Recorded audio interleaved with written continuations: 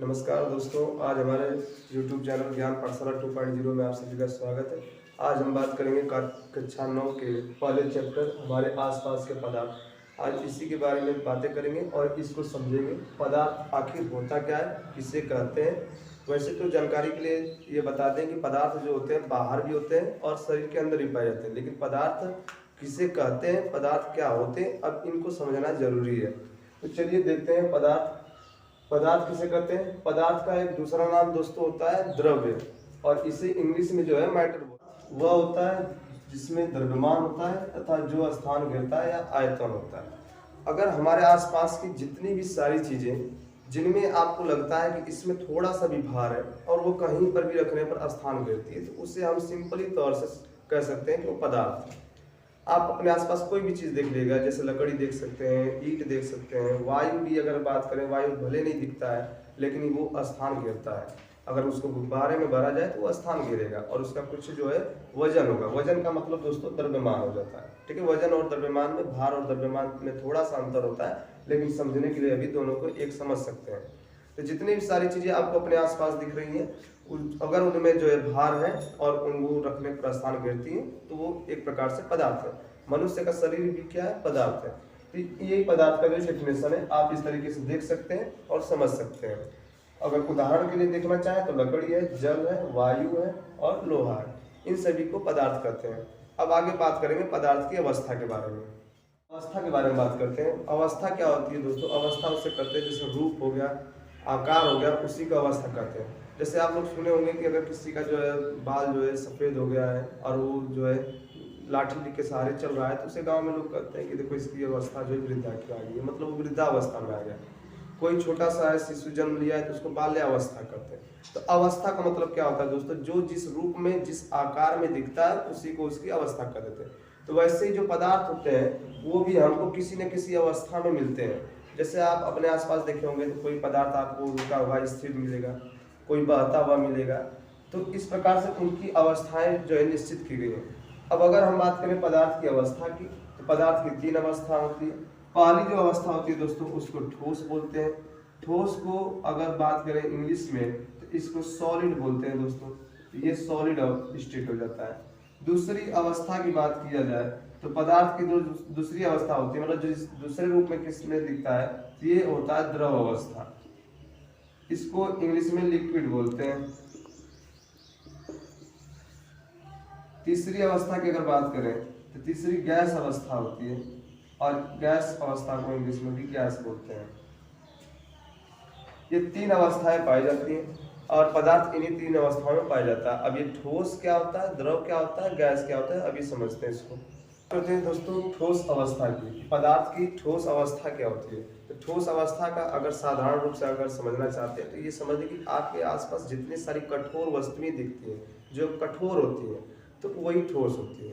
अब कठोर वस्तु में अगर बात करें तो इसका डेफिनेशन जो होता है, परिभाषा, इस अवस्था में पदार्थ का आयतन और आकार दोनों निश्चित होता है। मतलब जो जिस आकार में, जिस आकृति में वो रहेगा वो उसी आकृति में हमेशा के लिए रहेगा, वो निश्चित रहेगा। और जितना उसका आयतन रहेगा वो आयतन भी निश्चित रहेगा। आयतन का मतलब दोस्तों होता है घिरा हुआ स्थान।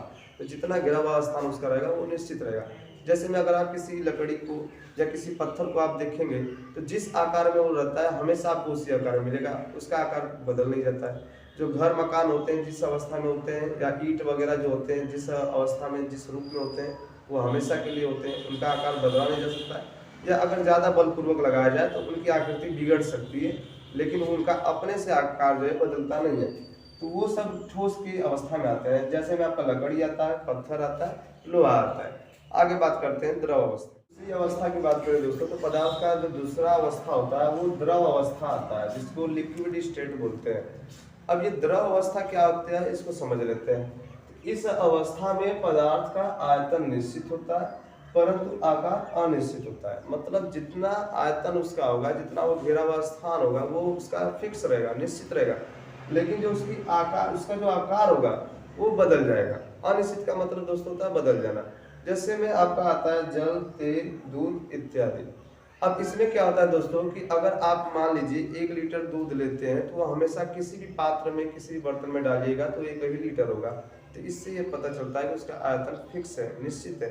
लेकिन अगर जिस बर्तन में आप उसको डालेंगे वो उस बर्तन के आकार का हो जाएगा। जैसे अगर गिलास में है तो गिलास के आकार का हो जाएगा, अगर दूसरे किसी पात्र में बर्तन में डाल रहे हैं तो उसके आकार का हो जाएगा।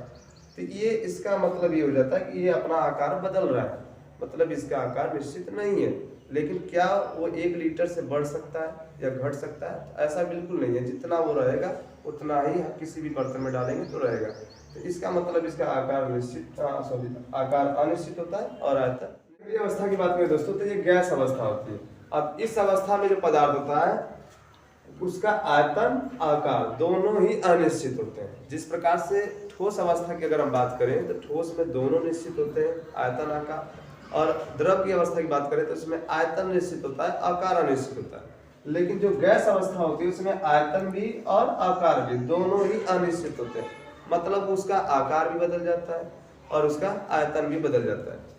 अब इसका उदाहरण देख सकते हैं, वायु हो सकता है, हाइड्रोजन, हीलियम, आर्गन इत्यादि, मतलब इतने सारे प्रकार की जो गैसें होती है वो इसके अंतर्गत आती है गैसीय अवस्था में। अगर इसका देखना हो कि किस प्रकार से इसका आयतन और आकार चेंज होता है तो आप देखे होंगे कि जो मेले में आप लोग देखे होंगे कि तरह तरह के गुब्बारे आपको देखने को मिलते हैं, अलग अलग शेप के, अलग अलग आकार के। तो इसका मतलब ये हो जाता है दोस्तों कि ये जो होता है आकार अपना बदल सकता है।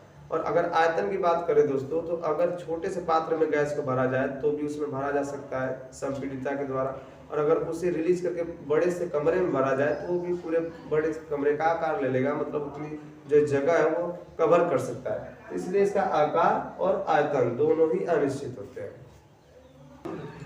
अगली बात करते हैं दोस्तों एक और पदार्थ जो कि तरल अवस्था होती है। तरल अवस्था या तरल पदार्थ किसे कहते हैं?